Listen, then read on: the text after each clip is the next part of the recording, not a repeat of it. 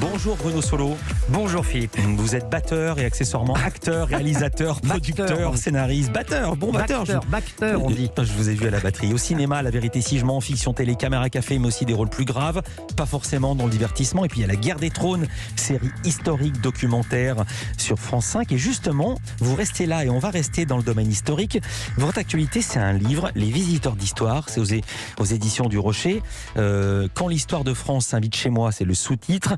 Si j'ai bien compris, tout est parti du confinement. Vous étiez chez vous avec du temps libre et avec votre passion pour l'histoire. C'est quoi l'idée de ce livre ? C'est ça, en fait, le thème est venu avant. Le livre, j'ai commencé à le concevoir il y a 2 ans et demi. Et pendant le confinement, je me suis dit, tiens, ce serait un bon thème d'imaginer que ces personnages dont j'avais décidé de parler soient réunis autour d'une table. Et ça, effectivement, le confinement m'a permis d'imaginer un dîner idéal, sans geste barrière, sans consigne de sécurité, parce qu'avec des morts, a priori, vous n'êtes pas infecté. Voilà, mais il fallait que mes morts soient bien vivants, et c'était ça. Donc le thème est venu après, mais j'avais commencé l'écriture en amont. Qui sont les personnages et comment les avez-vous choisis ? Parce que je dois préciser, il y en a 11. Vous avez évité les grands classiques. Il n'y a pas Cléopâtre, ni Jules César, ni Louis XIV, ni De Gaulle. Ils ne sont pas invités. Comment avez-vous choisi les personnes qu'on trouve dans ce livre, les personnages ? Je les ai choisis. En fait, j'ai fait une liste beaucoup plus conséquente. Et puis après, les historiens, les chercheurs, et notamment Pierre Lévesque, qui est le chef d'orchestre de tous les gens qui ont travaillé autour des recherches sur ce livre, m'ont dit, écoute, sur celui-ci, on a peu d'informations. Là, on n'a rien de véritablement nouveau. Il fait qu'à chaque fois, j'ai de la matière pour pouvoir inventer ce dîner, puisque je discute avec eux. C'est un échange. C'est un échange, je parle. Des fois, ils me contredisent. Des fois, c'est moi qui les contredis. Je raconte leur vie. Et en même temps, voilà, il fallait que j'ai de la matière. Et on est arrivé à une shortlist de 11 personnages.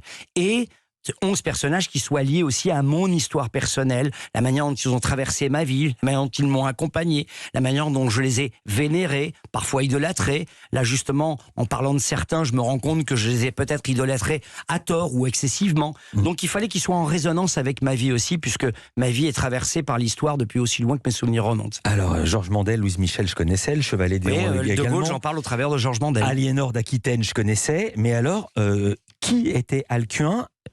Alors Alcuin, c'est l'écolâtre et le conseiller de Charlemagne. C'est lui le véritable inventeur de l'école qui a poussé Charlemagne à faire en sorte que l'école appartienne à chacun pour que les esprits s'élèvent. Et alors, chapitre qui m'a passionné, Christine de Pisan, qui était-elle ? Je vais donner ses dates de naissance, c'est de 1364, 1430, donc elle est à cheval entre le 14 et le 15e siècle. Qui était-elle, Christine de Pisan ? C'était une philosophe, écrivaine, sans aucun doute, dans le monde occidental, peut-être la première femme qu'on peut considérer comme une militante féministe. Alors un féministe qu'il faut contextualiser, évidemment, à l'époque où elle anachronique, naît. le mot n'existe pas. Et voilà, c'est anachronique, le mot n'existe pas, mais c'est vrai qu'elle essaye de mettre la femme au centre des débats et de la société en lui donnant justement l'importance qu'on ne lui donnait pas dans ces époques-là. Elle était première femme à avoir vécu de ses écrits. Exactement, très amoureuse de son mari, qui meurt alors qu'elle est très jeune. Elle a 3 enfants sur les bras et contrairement aux femmes de son époque, elle refuse de se remarier, donc une femme libre. Alors ce qui m'a évidemment encore plus passionné ici dans Culture Média en tant que journaliste, c'est Théophraste Renaudot, peut-être le premier journaliste français. On dit toujours la Gazette de Théophraste Renaudot. Il est mort en 1653. C'est à cause de lui, ou grâce à lui, que le prix qui récompense un roman écrit par un journaliste, c'est le prix Renaudot. Absolument. J'ignorais qu'avant de fonder un journal, il avait été médecin. Ah oui, c'est un sacré médecin, et plus qu'un médecin, il a quasiment inventé la sécurité sociale, il a inventé la médecine, comment dire, par correspondance, La télémédecine. Enfin, c'était un philanthrope extrêmement éclairé et en même temps un hâbleur, un serviteur du pouvoir, parce qu'il a beaucoup écrit sous l'influence de Richelieu. Il a travaillé pour Richelieu, mais avec des infos de première main, même si elles étaient un peu orientées. Donc c'est un mélange d'hâbleur et de philanthrope éclairé, c'est pour ça qu'il est fascinant. Je l'ai appris grâce à vous. Le premier numéro de la Gazette paraît le 30 mai 1631.